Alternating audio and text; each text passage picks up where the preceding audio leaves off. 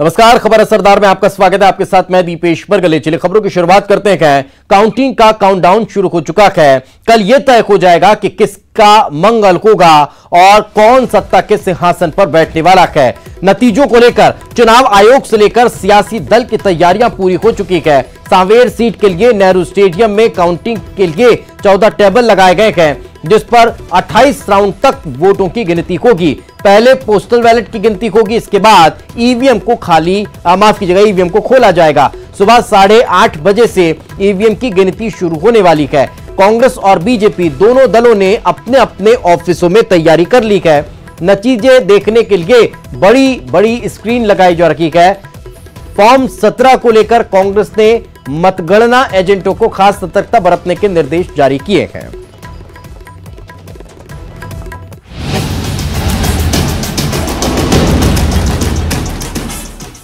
इंतजार की घड़ियां हो रही हैं समाप्त।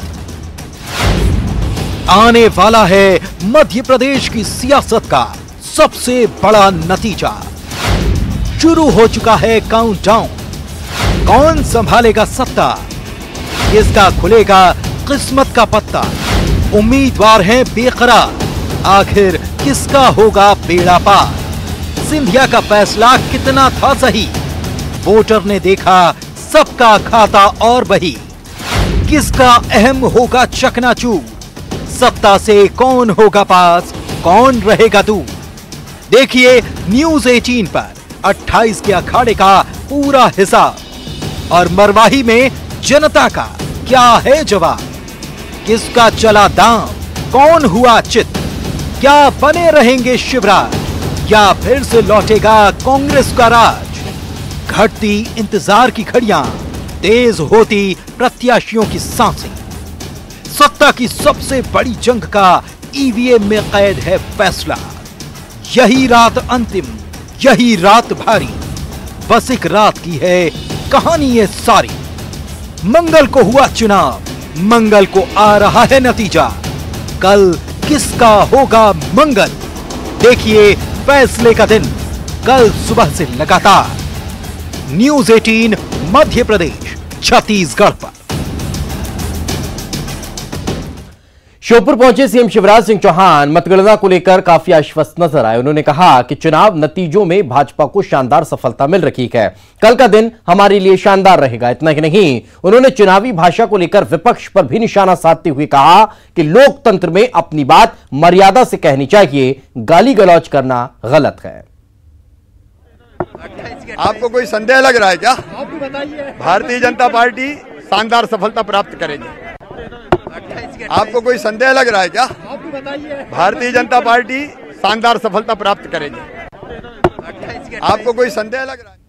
तो कल आने वाले चुनावी नतीजों को लेकर पूर्व मुख्यमंत्री कमलनाथ ने ट्वीट किया है। कमलनाथ ने अपने ट्वीट में लिखा कि मध्य प्रदेश में संपन्न 28 सीटों पर हुए उपचुनाव का परिणाम सामने आने वाला है। यह चुनाव जनता का चुनाव था, जनता ने खुद इसे लड़ा है और जीत भी जनता की ही होगी। सच की जीत होगी, इसका हम सभी को पूर्ण विश्वास है।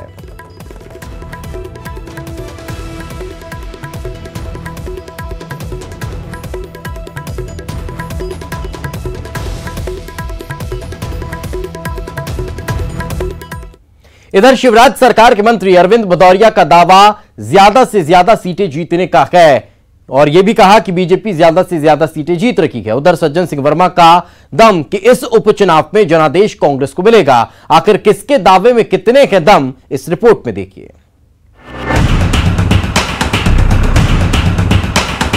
नतीजों से पहले पूर्ण बहुमत का समीकरण सुनिए।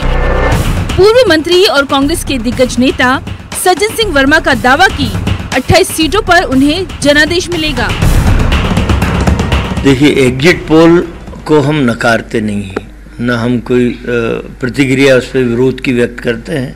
हमें अपनी भुजाओं पे विश्वास है, अपने पार्टी की रीति नीतियों पे विश्वास है और मध्य प्रदेश की जनता इस बार बहुत दमदारी के साथ कांग्रेस के साथ खड़ी हुई चुनाव लड़ रही।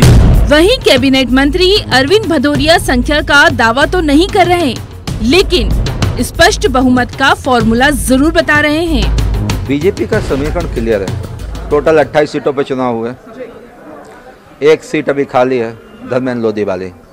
दमोह वाले, तो 129। अब हमारे पास 107 हम लोग भारतीय जनता पार्टी के पास हैं, 7 हमारे निर्दलीय हमारे साथ बैठे हुए हैं, समाजवादी बसपा सभी। कल भी हम लोग के साथ मिल गए थे, अभी भी 2 आदमी मेरे घर में बैठे हुए हैं, तो 114 हो गए। अब एक ऑलरेडी उधर कम है, 28 पे चुनाव हो रहे, तो एक हम जीतेंगे तो अभी 115 पे हम लोग सरकार चलाएंगे, 2 जीतेंगे तो क्लियर बहुमत पे सरकार चलाएंगे, इसलिए हम जीतेंगे ज़्यादा सीटें। इसलिए कांग्रेस को एक गलतफहमी है, जो सरकार कमलनाथ जी आप बचा नहीं पाए, जो सरकार आप टिका नहीं पाए, जो सरकार आप चला नहीं पाए, उस सरकार को भारतीय जनता पार्टी के नेता शिवराज सिंह चौहान स्पष्ट बहुमत के साथ जनता की सेवा में दृढ़ संकल्पित होकर लगातार निरंतर चरय बहती चलते रहो, चलते रहो, चलते रहो, चलते रहो, move on, move on, move on, move on. इस फॉर्मूले पर पूर्व मंत्री सज्जन सिंह वर्मा ने तंज कसा। सवाल ये भी किया, क्या बीजेपी को जीत का भरोसा नहीं? उन्होंने कहा हम बसपा सपा और निर्दलियों को मंत्री बना देंगे, 107 हम हैं, 7 वो, 1 आध 2 तो जीत ही जाएंगे। इतना भरोसा बीजेपी के आदमी को नहीं है। नतीजों से पहले जीतने के दावों की ये बयानों की एक्सप्रेस यही नहीं रुकी। तंज की शक्ल में सज्जन सिंह वर्मा ने मंत्रियों की स्वेच्छा अनुदान की राशि खर्च करने को बीजेपी की हार की बौखलाहट बता दिया। कल पूरी स्वेच्छा अनुदान 100 करोड़ के लगभग होती है, प्रदेश के गरीब लोगों को बांटने की जरूरत है, कल ही उसने उड़ा दी। अरे मार्च तक बांटते, काहे को इतना घबरा रहे हो? यदि सरकार बन रही होती तो कल नहीं बांटते। कई कांग्रेस के एमएलओ को नोटिस दे दिया, जीतू पटवारी के परिवार को 5 करोड़ का नोटिस, छतरपुर के हमारे आलोक चतुर्वेदी को जाने कितने करोड़ का नोटिस दे दिया, कंप्यूटर बाबा का सर्वनाश। कई लोगों के साथ इस तरह की, आरिफ मसूद का घटनाक्रम देख लीजिए। तो इन्हें विश्वास ही नहीं हो रहा है कि इनकी सरकार बच पाएगी। इधर मंडला में केंद्रीय इस्पात राज्य मंत्री फग्गन सिंह कुलस्ते का दावा ये कि प्रदेश में शिवराज एक्सप्रेस ही चलेगी। मुख्यमंत्री शिवराज जी हैं हमारे, और शिवराज जी ही रहने वाले हैं, ये किसने कह दिया? ये तो सर शिवराज और ज्योतिरादित्य की जो शिव ज्योति एक्सप्रेस चलने वाली थी, तो वो साथ में चलेगी या फिर? एक्सप्रेस गाड़ी तो चलती है, उसमें कितने लोग सवार होंगे, वो जिनको बैठना है उस डिब्बे में बैठेंगे, उसमें क्या है, एक्सप्रेस तो चलने वाली है ना। वही किसकी एक्सप्रेस चलेगी? शिवराज जी की? शिवराज जी की एक्सप्रेस चलेगी। देखिए, शिवराज जी का एक्सप्रेस चलेगा, अगर आप हाथ देंगे तो वो एक्सप्रेस रुकेगी और उसमें आप सवार करके आगे स्टेशन तक जाएंगे, उसमें क्या। आखिर किसके दावे में कितना है दम, ये तो नतीजे ही बताएंगे। आखिर वोटर ने किसे बनाया अपना सिरमौर। मंडला से कृष्णा साहू, भोपाल से पूजा माथुर और अनुराग श्रीवास्तव के साथ bureau report, news 18 Madhya Pradesh Chhattisgarh. मतदान से पहले उम्मीदवारों के कई रंग दिखाई दिए गए, वोटर को मनाने के लिए लाख जतन भी हुए हैं। अब नतीजों से पहले उम्मीदवार लगा रखे हैं ऊपर वाले के दर जीत की अर्जी। बड़ा मलहरा से बीजेपी उम्मीदवार प्रद्युम्न सिंह लोधी ने किस मंदिर में मांगी जीत की मन्नत। इधर मंदसौर की सुवासरा सीट पर हरदीप सिंह डंग का एक वीडियो वायरल हो रहा है, जिसमें वो जीत के लिए हनुमान मंदिर में अनुष्ठान करते नजर आए। उधर सुर्खी में नतीजों से पहले ही गोविंद सिंह राजपूत के जीत के पोस्टर लगने शुरू हो चुके हैं। सुर्खी में दोनों दावेदार कर रहे हैं अपनी अपनी जीत का दावा। इधर सांवेर में क्या बेचैनी में गुजरेगी कैंडिडेट्स की रात, देखिए इस रिपोर्ट में।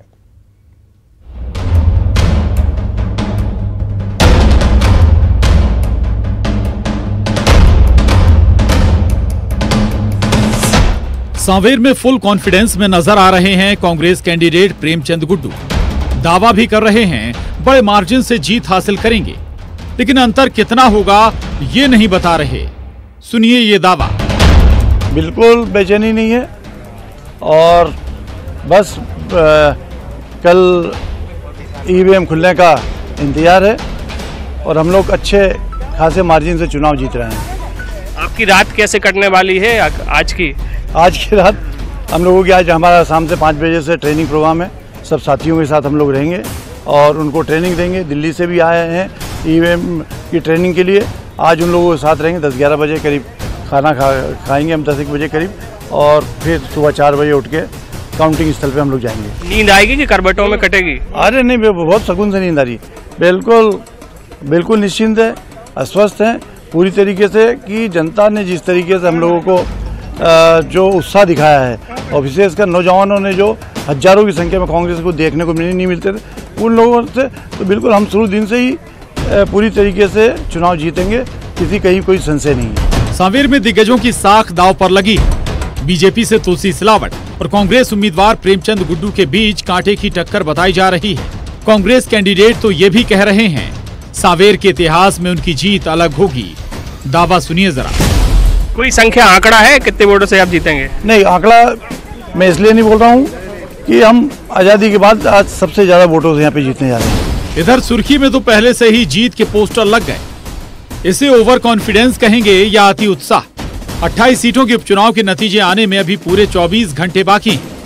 लेकिन सियासी दलों से क्या इतना भी सब्र नहीं हो पा रहा? सुर्खी में बीजेपी उम्मीदवार गोविंद सिंह राजपूत की जीत के पोस्टर अभी से लग गए हैं।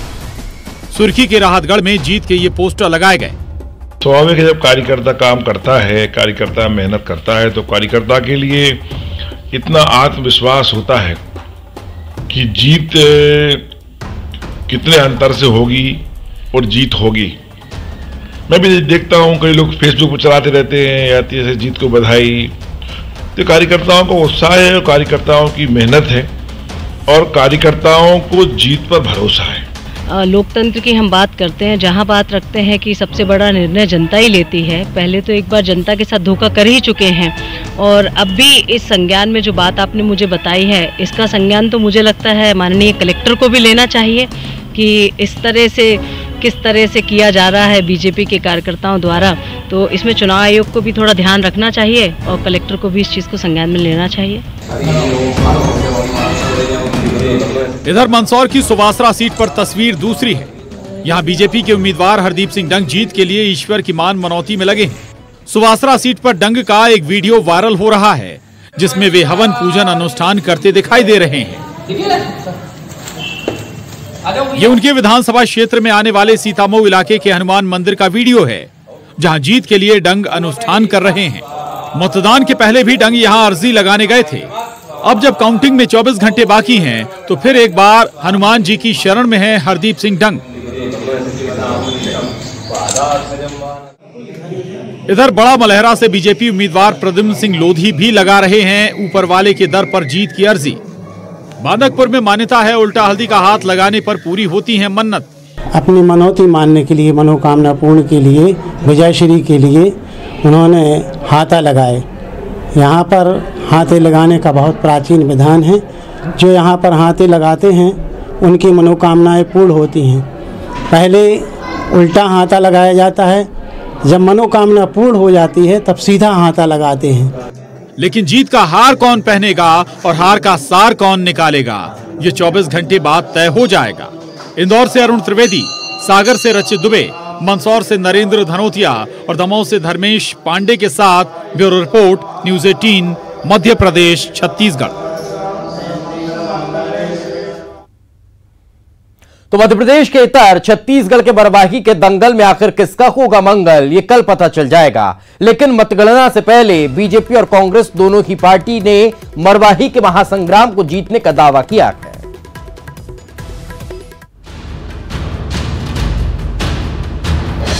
मरवाही उपचुनाव की मतगणना कल। मरवाही में डॉक्टर बनाम डॉक्टर की लड़ाई। पहली बार बिना जोगी परिवार चुनाव। दांव पर कांग्रेस और बीजेपी की प्रतिष्ठा। मरवाही के दंगल में किसका मंगल।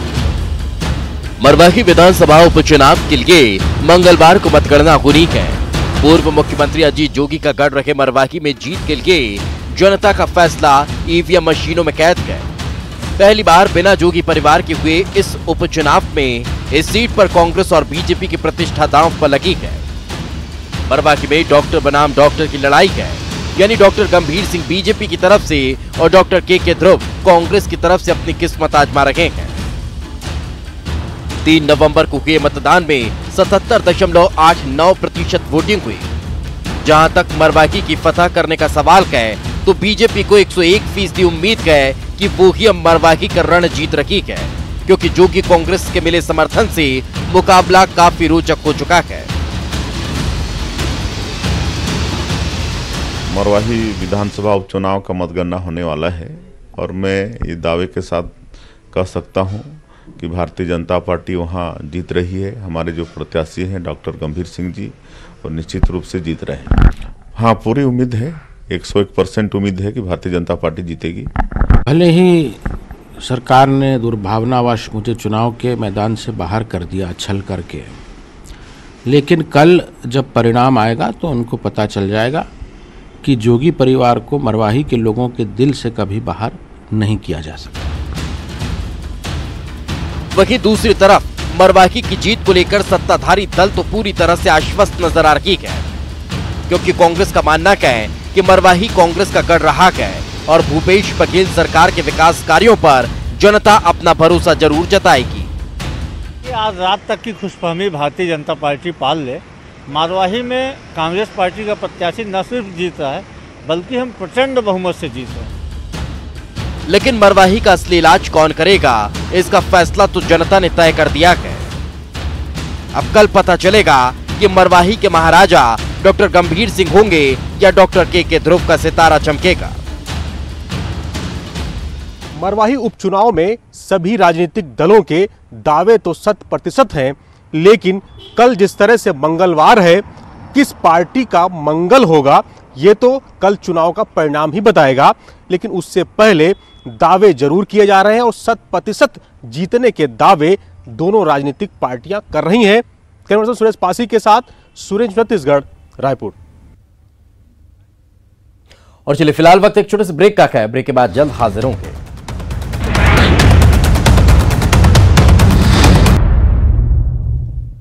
ब्रेक के बाद एक बार फिर आपका स्वागत है। सीएम शिवराज सिंह चौहान आज श्योपुर में सहरिया चौपाल में शामिल हुए, जहां उन्होंने खुद का स्वागत कराने से इनकार कर दिया। इस दौरान सीएम शिवराज ने सहरिया समाज को संबोधित करते हुए कहा कि हमारी सरकार ने सभी वर्गों और समाज की भलाई का काम किया है। वहीं शिवराज ने कांग्रेस पर निशाना साधते हुए कहा कि कमलनाथ ने गरीबों के हितों के लिए कई योजनाएं जो चल रही थी उन्हें बंद कर दिया। सीएम ने राशन वितरण में गड़बड़ी को लेकर मंच से ही कलेक्टर को फटकार भी लगाई है।